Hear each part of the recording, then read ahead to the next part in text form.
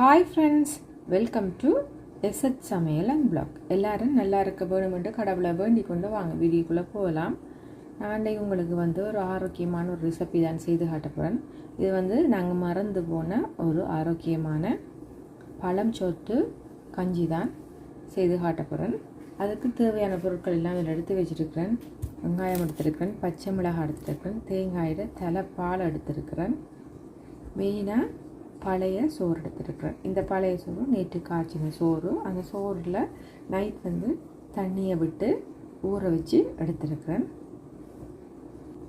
அடுத்தது தேசிக்காய் ஊறுகாய் எடுத்துருக்கிறேன். ஊறுகாய் இல்லாதாக்கள் தேசி புளி கூட ஆட் பண்ணலாம், கொஞ்சமாக உங்களோட விருப்பம்தான். இப்போ இந்த வெங்காயத்தெல்லாம் தோல் உரிச்சிட்டு சின்ன கட் பண்ணி எடுப்போம். பச்சை மிளகாயையும் உங்கள்கிட்ட சின்ன வெங்காயம் இருக்குமென்னு சொன்னால் நீங்கள் சின்ன வெங்காயத்தை ஆட் பண்ணுங்கள். சின்ன வெங்காயம் இன்னுமே உடம்புக்கு குளிர்ச்சி. என்கிட்ட இல்லாதபடியாக நான் பெரிய வெங்காயம் ஆட் பண்ணுறேன். மற்றது தேங்காய் பாலும் ஃப்ரெஷ்ஷான தேங்காய் பால் தான் எடுக்கணும். வெளிநாடுகளில் கூடுதலாக கேனில் வாரது மோஸ்ட்லி வெளிநாட்டுக்காரர் அப்படித்தான் பாவிக்கிறவங்க. அது இல்லாமல் ஃப்ரெஷ்ஷாக வாங்கி உடைச்சி திருவுற தேங்காய் பால் தான் இன்னுமே நல்லது. இப்போ நான் ஊற வச்ச பழைய சோறை நல்லா கையால் நல்லா மசிச்செடுக்கணும். எந்த அளவுக்கு கையால் நாங்கள் சோறை கரைச்செடுக்கலுமோ அந்த அளவுக்கு கரைச்செடுக்கணும். அதை நாங்கள் விட்ட பழைய தண்ணியிலே தான் இதை நாங்கள் கரைச்செடுக்கணும். சிலர் இந்த தண்ணியை நிறுத்திட்டு புது தண்ணி வர்றது, அதில் எந்த சத்துமே இல்லை. தண்ணி ஊறி இருக்கிற தண்ணியில் செய்தோம்னு சொன்னால் எல்லா சத்துமே எங்களுக்கு கிடைக்கும். இதில் நான் உப்பை காட்ட மறந்துட்டேன். உப்பும் ஆட் பண்ணணும். நாங்கள் சோறுக்கு உப்பு ஆட் பண்ணி தான் சமைக்கிறது. இருந்தாலுமே நாங்கள் தேங்காய் பாலெல்லாம் ஆட் பண்ணுற வடிவாக இதுக்கு உப்பு பத்தாமல் இருக்கும். இப்போ தேவைக்கேற்ற மாதிரி நாங்கள் உப்பையும் ஆட் பண்ணி கொள்ளணும். இதெல்லாம் நாங்கள் உண்மையிலேயே மறந்து போன சாப்பாடுன்றே சொல்லலாம். இந்த வெயிலுக்கு வயிற்றுக்கும் நல்ல ஒரு குளிர்ச்சியாக இருக்கும். நாங்களும் ஆரோக்கியமான ஒரு சாப்பாடை சாப்பிட்ட மாதிரியும் இருக்கும். நான் இதை கென்ன காலத்துக்கு பிறகு இந்த தண்ணி சோறு சாப்பிட்றேன். முதல்லலாம் நாங்கள் ஸ்கூல் படிக்கிற நாளையில் சாட்டர்டே சண்டேயில் வெங்காயம் போட்டு தண்ணி சோறு கரைச்சி குடிக்கிறது. ஏண்டா ஸ்கூல் போகிற மண்டே டு ஃப்ரைடேயில் இது செய்த மாட்டேன். வெங்காயம் வாயில் மணக்கமுன்றதுக்காக சனி ஞாயிறில் போட்டு கரைக்கிறது. எங்களோட அம்மாக்கள் எல்லாம் தண்ணி சோறு தேங்காய் பால் வாழைப்பழம்னு சொன்னால் வாழைப்பழம் ஆட் பண்ணினோம். அப்படி இல்லைன்னு சொன்னால் விளாம்பழம் ஆட் பண்ணி சுகரெல்லாம் ஆட் பண்ணி தண்ணி சோறு பிணைஞ்சு தருவினோம்.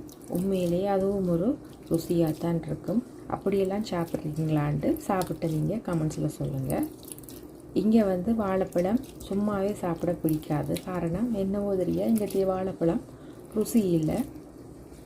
அதெல்லாம் உண்மையிலே கனவரசமாக போயிட்டு சாப்பிட்டு பழைய தண்ணி சோறில் தயிர் கூட போட்டு சீனி ஆட் பண்ணி சாப்பிடலாம்.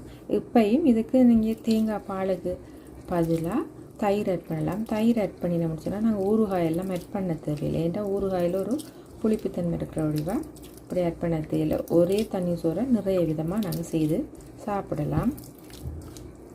இப்போ பார்த்திங்கன்னா நல்லா முடியுமான அளவுக்கு மசிச்சு எடுத்துட்டேன். இப்போவே தேங்காய் பால் விட்ட மாதிரி தான் இருக்குது. அந்த மாதிரி மசிச்சு எடுத்துட்டேன். அடுத்தடுத்து என்ன செய்வதுன்னு பார்ப்போம். தேவையான அளவுக்கு உப்பு தூள் ஆட் பண்ணுறேன். அடுத்ததாக வெங்காயத்தை சின்ன கட் பண்ணி ஆட் பண்ணுறேன். உங்கள்கிட்ட சின்ன வெங்காயம் இருந்தால் மறுபடியும் சொல்கிறேன், சின்ன வெங்காயம் ஆட் பண்ணுங்க. வெங்காயம் பச்சை மிளகாய் எல்லாம் உங்களோட விருப்பப்படியே ஆட் பண்ணலாம். அளவண்டு இல்லை. உங்களுக்கு கூட பிடிக்கும்னு சொன்னால் நீங்கள் கூட ஆட் பண்ணலாம், குறைய பிடிக்கும்னு சொன்னால் குறைய ஆட் பண்ணலாம். அது எல்லாமே உங்களோட விருப்பங்கள் தான். நான் இன்றைக்கு ஊறுகாய் ஆட் பண்ண போகிறேன். உங்களுக்கு ஊறுகாய் விருப்பம் இல்லைன்னா தேசி புளி கூட ஆட் பண்ணிக்கொள்ளலாம். தயிர் ஆட் பண்ணினா ஊறுகாய் ஆட் பண்ண தேவையில்லை. அடுத்ததாக தேங்காயில் பால் ஆட் பண்ணுறேன். பாலும் உங்களுக்கு இந்த அளவு தேவையோ அதுக்கேற்ற மாதிரி ஆட் பண்ணிக்கொள்ளலாம்.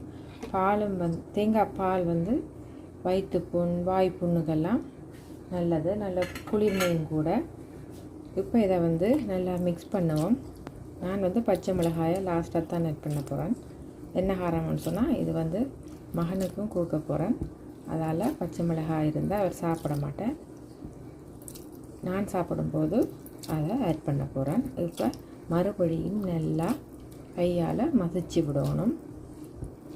இப்போ இந்த தண்ணி சோறு வந்து இங்கே போட்டில்கள்லேயே வந்துட்டு, அப்படி போட்டிலில் வாரதை நாங்கள் வந்து வாங்கி குடிக்கிற அவாய்ட் பண்ணிவிட்டு கொஞ்சமாக சோறை முதல் நாளே போட்டோம்னு சொன்னால் அந்த சோறையை எடுத்து இப்படி ஆரோக்கியமாக சாப்பிட்றலாம். இப்போ இதை நல்லா மிக்ஸ் பண்ணியாச்சு. இப்போ வந்து சுவையான ஆரோக்கியமான நாங்கள் மறந்து போன தண்ணிச்சோறு கஞ்சி வந்து ரெடி. இப்போ நான் வந்து என்னோடய கஞ்சிக்கு பச்சை மிளகாய் ஆட் பண்ணுறேன். சாப்பிடும்போது பச்சை மிளகாய் ஆட் பண்ணிவிட்டு சாப்பிட வேண்டியதுதான். இப்போ கிட்ஸ் இல்லைன்னா இந்த பச்சை மிளகாயுமே இந்த கஞ்சிக்குள்ளே போட்டு சொன்னால் உண்மையிலே வேறு லெவலாக இருக்கும். இப்போ கிட்ஸ் இருக்கிறபடியாக நான் இப்படி சாப்பிட்றேன். நாங்கள் இந்த கஞ்சை வந்து இப்படியே சாப்பிட்றாலும் சாப்பிடலாம். அப்படி இல்லைன்னு சொன்னால் கருவாடு ஏதாவது பொரியல்கள் இருந்துச்சுன்னு சொன்னால் பொரிச்சிட்டு சாப்பிடலாம். இது பழைய கருவாட்டு பொரியல் தான், நேற்று பொரித்தது. அது பேலன்ஸ் இருக்கிறபடியோ நான் இந்த கஞ்சோடு சாப்பிட போகிறேன். அப்படி இது இல்லைண்டா இது நான் சும்மா தான் குடிப்பேன். கட்டாயம் பழைய சோறுக்கு மூட விடுகளில் அப்படி இல்லாட்டிகளும் பரவாயில்ல, ஒரு நாளைக்கு அரிசை வந்து கொஞ்சம் கூடுதலாக போட்டு சாதத்தை வடித்து முதல் நாளே தண்ணி விட்டு வச்சு இது போல் இப்போ அடிக்கிற வெயிலுக்கு செய்து பாருங்க. செய்து பார்த்து எப்படி இருக்குன்னு சொல்லி கமெண்ட்ஸில் சொல்லுங்கள். இது வரைக்கும் என்னோடய வீடியோவை பொறுமையாக பார்த்து எனக்கு கமெண்ட்ஸ் பண்ணி ஆதரவு தர அனைத்து நல்ல உள்ளங்களுக்கும் ரொம்ப ரொம்ப நன்றிகள். இன்னும் ஒரு இன்ட்ரெஸ்டான வீடியோவில் நான் உங்களை சந்திக்கிறேன். அது வரைக்கும் பாய்.